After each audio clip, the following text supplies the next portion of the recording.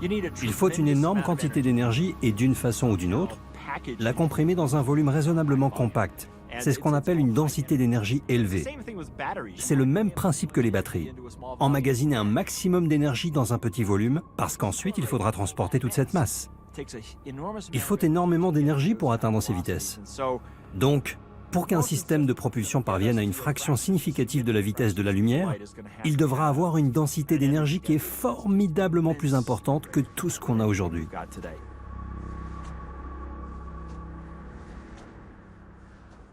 Cette énergie existe. Nous apprécions chaque jour sa chaleur et sa lumière. Il s'agit de la fusion nucléaire, qui alimente le cœur des étoiles.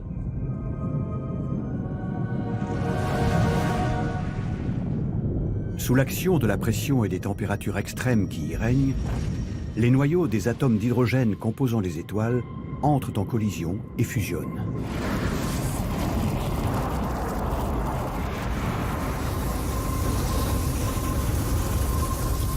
Cette fusion libère de l'énergie sous forme de lumière et de chaleur.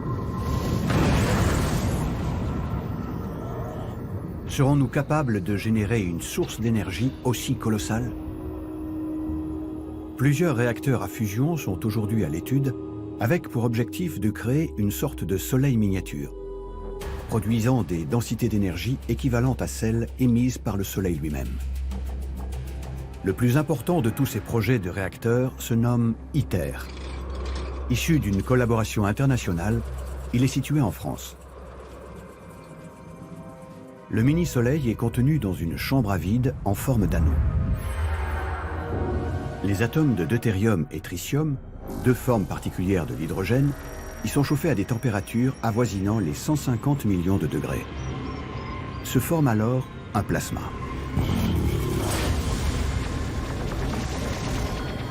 Les atomes commencent à fusionner comme au cœur des étoiles.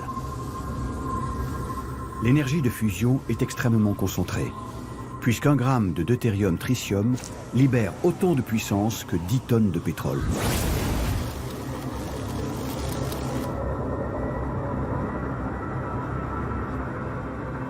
Mais jusqu'à présent, aucun réacteur sur Terre n'est parvenu à enclencher un processus stable où la fusion s'entretient elle-même, libérant en continu une énergie colossale, tout comme le fait notre Soleil.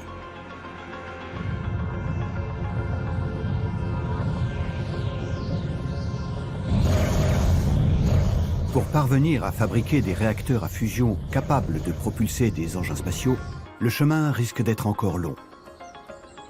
Pourtant, aux États-Unis, au Princeton Satellite System, un groupe d'ingénieurs s'y emploie déjà. The exhaust velocity that we have is only about 100 kilometers per second. Stéphanie Thomas, ingénieure en aérospatiale, est responsable d'un programme financé par la NASA. Son objectif, construire le premier système de propulsion au monde utilisant la fusion.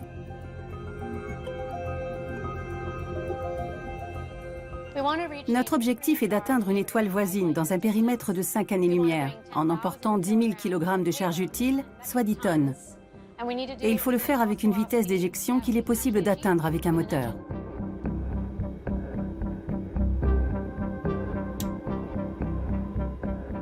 Pour l'instant, les ingénieurs travaillent sur un prototype expérimental.